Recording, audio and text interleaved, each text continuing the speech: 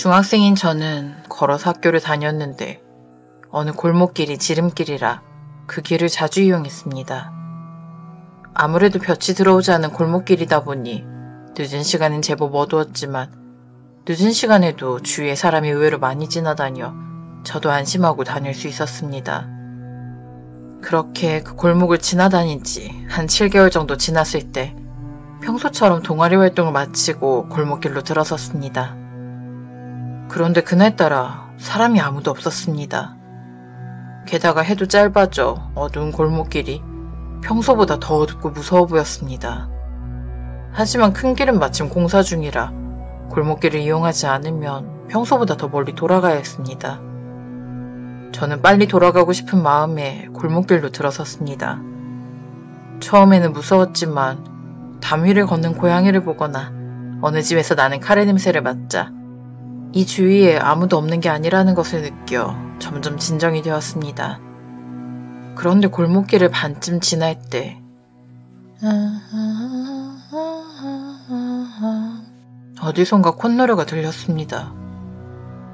처음에는 어느 집안에서 들리는 줄 알았는데 걷다 보니 그 콧노래가 점점 가까워지는 것 같았습니다. 설마 하는 생각에 조금 빠르게 걷는데도 콧노래는 점점 가까워졌습니다. 겁이 난 저는 뛰어서 골목길을 벗어나려 했는데 마침 그때 앞에서 사람이 걸어왔고 제가 안도함과 동시에 콧노래가 조금씩 멀어졌습니다. 그리고 이 일이 있은 후 저는 인적이 드물 때는 골목길을 이용하지 않았습니다. 그런데 사람이 많을 때 이 길을 지나가도 콧노래가 들릴 때가 가끔 있었습니다. 그러나 저 외에 다른 사람들은 아무 소리도 들리지 않는 것 같았습니다. 다른 사람들은 이 소리가 안 들리나? 조금 무섭긴 했지만 콧노래는 그냥 들려올 뿐 직접적인 피해는 없었기에 점점 익숙해졌습니다.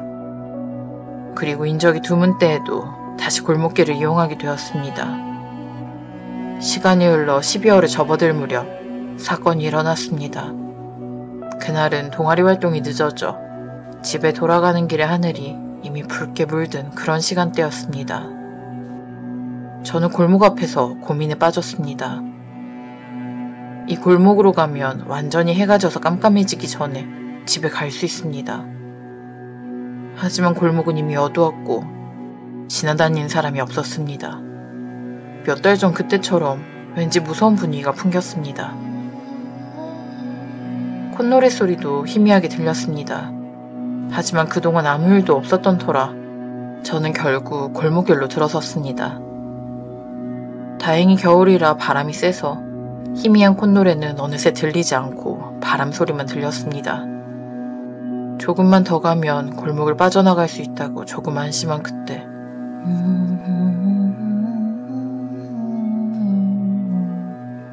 지금까지 들은 것 중 가장 큰 소리였습니다. 심지어 콧노래는 바로 귓가에서 들렸습니다. 동시에 뒤에서 무언가가 느껴졌습니다. 너무나 갑작스러운 상황에 당황한 저는 본능적으로 집을 향해 달렸습니다.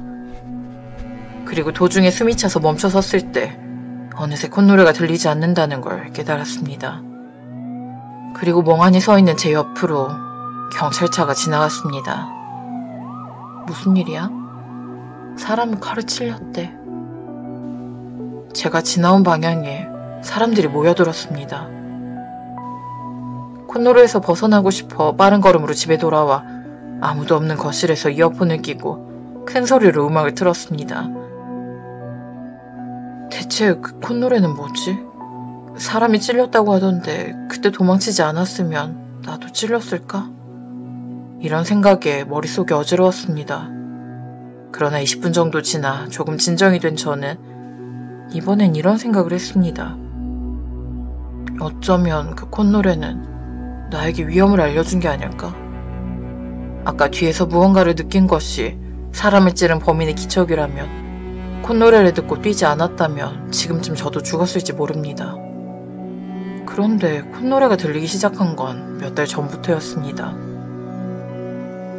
설마 범인은 몇 달 전부터 나를 노리고 있었나? 소름이 끼쳤지만 경찰도 출동했으니 곧 범인이 잡힐 겁니다. 이제 괜찮겠지? 진정이 되니 크게 틀어놓은 음악이 시끄럽게 느껴져 이어폰을 귀에서 빼냈습니다. 그 순간